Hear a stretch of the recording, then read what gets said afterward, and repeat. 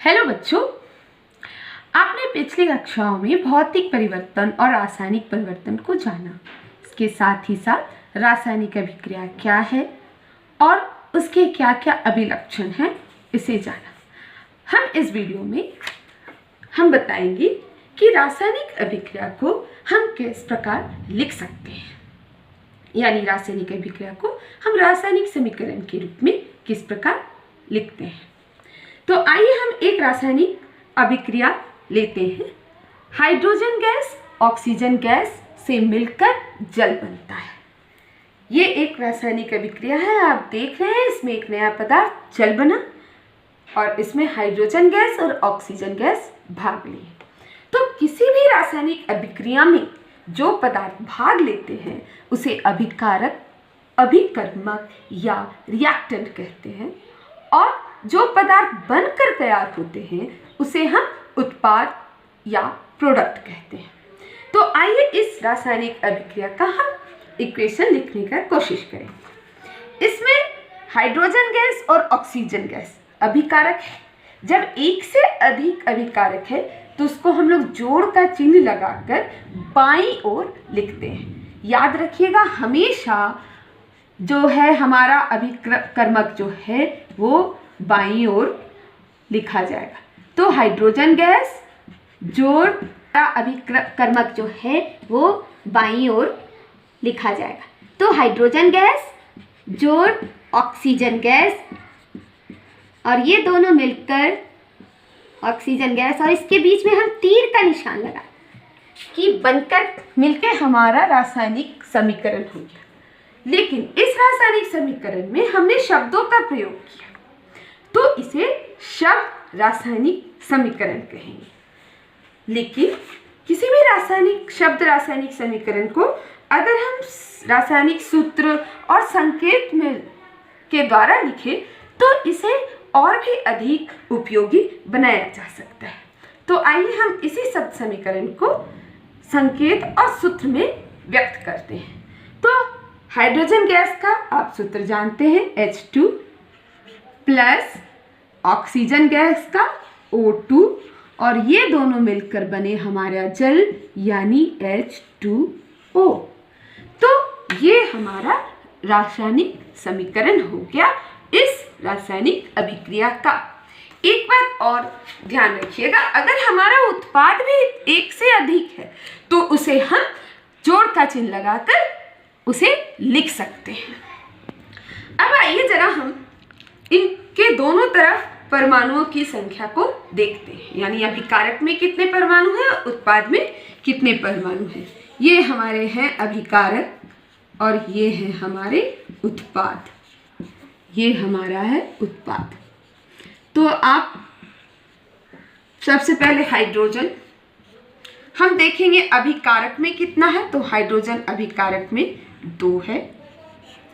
उत्पाद में भी हाइड्रोजन हमारा 2 है। अब ऑक्सीजन में देखते हैं। ऑक्सीजन हमारे पास अभिकारक में ऑक्सीजन के परमाणु 2 हैं और उत्पाद में ऑक्सीजन के परमाणु 1 है।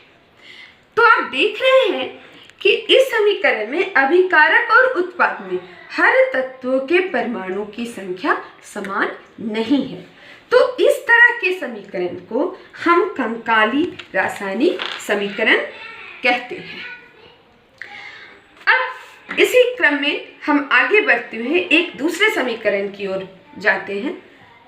ये आपको बताते हैं कि कभी कभी इस समीकरण में हमने इनके भौतिक अवस्था को नहीं दर्शाया है, लेकिन किसी भी रासायनिक समीकरण को अधिक सूचनापूर्ण बनाने के लिए उसमें हमें उसकी अवस्था को भी दर्शाने की जरूरत पड़ती है। जैसे चूंकि ये गैसीय अवस्था में है तो इसके स्मॉल g से डिनोट करेंगे, इसको भी स्मॉल g से गैस, और ये चूंकि द्रव अवस्था में है तो इसे L से सूचित करेंगे।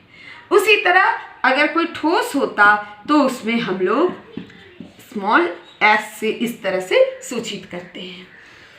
अगर गैस निकल रही है तो उसकी ओर ऊपर की ओर इस प्रकार तीर लगा के सूचित करते कि कहीं गैस निकलती है उसमें। उसी तरह से अगर अवक्षेप बन रहे हैं तो नीचे की ओर का चिन्ह तीर लगाकर हम लोग अवक्षेप को दर्शाते हैं।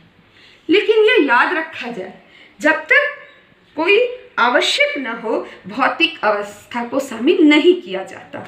जैसे कि इसमें ये बताने की ज़रूरत नहीं थी कि ये गैस है, ये गैस है, ये द्रव है, इसलिए इसमें नहीं है। जैसे आयरन, लोहा जलवाष्प से अभिक्रिया कर हमारा फेरिक ऑक्साइड और हाइड्रोजन गैस बनाता है।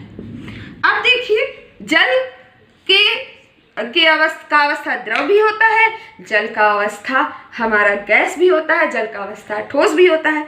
लेकिन जो आयरन है वो गैसीय अवस्था से अभिक्रिया करता है, इसीलिए इस अभिक्रिया में हमें इसकी अवस्था को दर्शाना आवश्यक है।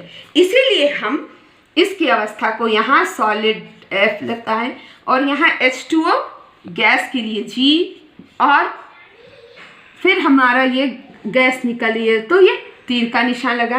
तो इस तरह से हम लोग इसको दिखाते हैं। एक बात और आपको बता रहे हैं कि कभी कभी इस तीर के निशान के ऊपर हम अभिक्रिया में जो ताप का प्रयोग होता है, जो दाब का प्रयोग होता है, उसके लिए जो उत्प्रेरक का हम इस्तेमाल करते हैं, उसको भी हम इस तीर के निशान पे लिखते हैं। जैसे एक अभिक्रिया है C2H2, ये हमारा C2H4 में बने, हमारा इथाइन इथीन में बना। तो इसमें हम लोग निकेल उत्प्रेरक का प्रयोग किए, तो ये हम तीर के निशान के ऊपर निकेल उत्प्रेरक लिख दिए। इसी के साथ साथ हम लोग यहाँ पर तापमान भी लिख सकते हैं, दाब भी लिखते हैं। तो इस तरह से कोई भी रासायनिक अभिक्रिया को, रासायनिक समीकरण को लिखा जाता है। तो बच्चों, इस वीडियो में हमने सीखा कि किसी भी रासायनिक अभिक्रिया को हम रासायनिक समीकरण में किस प्रकार व्यक्त करते हैं।